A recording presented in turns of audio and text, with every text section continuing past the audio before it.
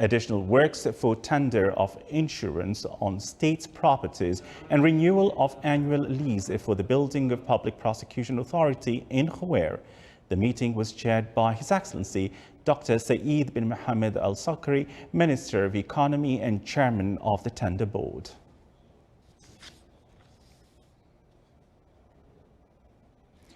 With the aim to offer training opportunities for students and enable them with the requirements of the labor market, the Ministry of Labor launched the Oman Extensive Internship Program. More details in the following report. The Ministry of Labor, in cooperation with Huawei and in partnership with the Telecommunications Regulatory Authority and Omantel, launched the first batch of an extensive internship program for graduates of information technology and communications engineering. The program is aimed at upskilling the Sultanate's potential ICT talents. The aim, this student will be having their jobs in the future, because this is the trend now. We are investing in our people, in the high tech. It is the future. And we aim also to expand this program in the future. The 3-year program offers internships for students who completed their bachelor's degree and will be selected by the Ministry of Labor and Huawei Company based on their GPAs. All this ICT technology played more and more important role in the society. Towards Oman 2040 vision, Oman need more talented youngs with ICT technology to make the contribution. So, but the ICT technology developed so fast, 2 to 4 months is not enough. So we extend the period of time so that we can guarantee the participants can grow on this platform and can handle the technologies for the job. The first batch will include 35 trainees in an initiative to invest in the national cadres, prepare and train them to keep pace with the requirements of the labor market. After completing 12 to 18 months of training, the top performers in this program will get a chance to join Huawei or its partners. They can also join the ICT public and private entities to unleash their potentials and contribute in the development of the digital economic growth in the country. Salih Bakhalfan Al-Rahbi, Sultanate of Oman Television, Muscat. Oman oil price today reached $67.80 per barrel. According to Dubai Mercantile Exchange, Oman oil price rose by $1.90. The average price of Oman oil May 2021 delivery reached $64.43 per barrel, thus $3.58 higher than price of April 2021 delivery. The number of residential land plots granted at the level of the Sultanate amounted to 1,006 plots at the end of the first quarter of current year. Figures show decline by 87% compared to the same period last year. Governorate of South Sharqiya came first, while the Governorate of North Batna came in the second place and the Governorate of Dhahira in the third place in terms of the number of granted land plots.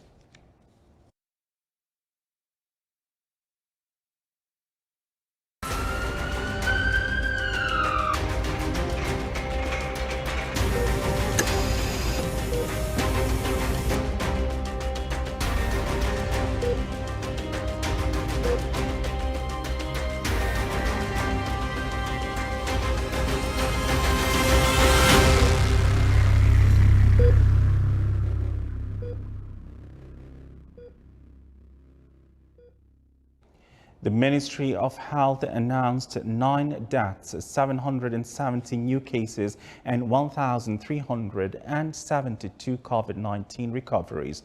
The ministry pointed out that the total number of COVID-19 cases registered in the Sultanate reached 198,572, while the total number of deaths reached 2,071. The total recovered cases reached 180,547. The ministry indicated the total number of inpatients reached 782, of which 281 are in intensive care units. The novel coronavirus has killed more than 3.23 million people since December 2019. At least 154,029 million cases of coronavirus have been registered yesterday. 14,024 new deaths and 791,327 new cases were recorded worldwide.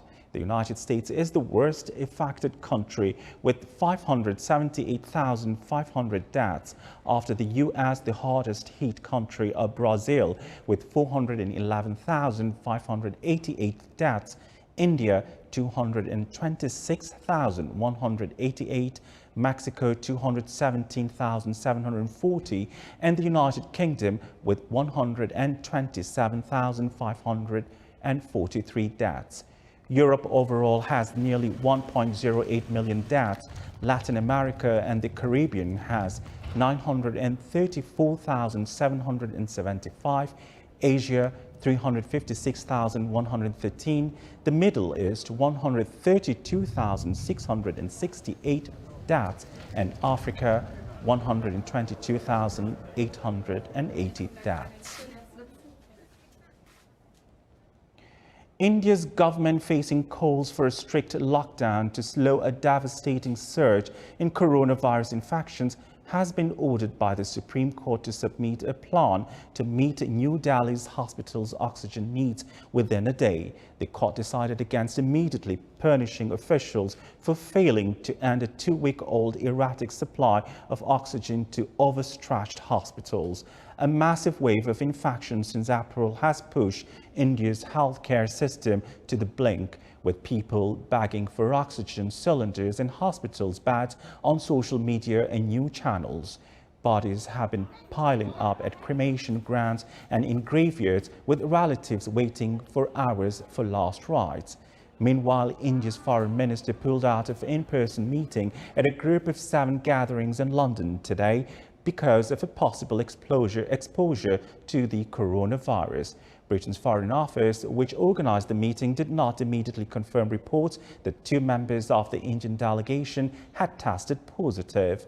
India is not a G7 member, but was invited along with South Korea, Australia and South Africa as a guest for the second day of the meeting today. Israel fired missiles towards northwest Syria early today, killing 1 person and wounding 6. It was the first Israeli attack on Syria since a missile fight by Damascus struck deep inside Israel 2 weeks ago. The missile struck locations in the northwestern towns of Haifa and Maysef. Syrian air defense units responded to the missile attacks. Military officials said Syrian air defense units shot down some of the Israeli missiles before they reached the target, and the dead and wounded were civilians, including a woman and her son.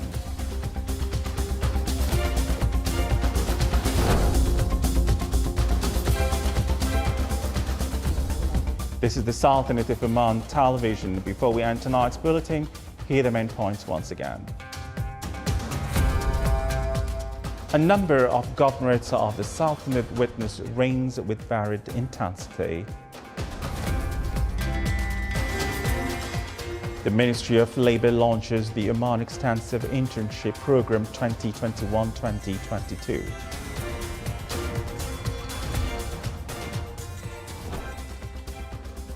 And the Ministry of Health announces 9 deaths and 770 new COVID-19 cases in the Sultanate. And from all of us here at the newsroom and the studios, it's good night and stay safe.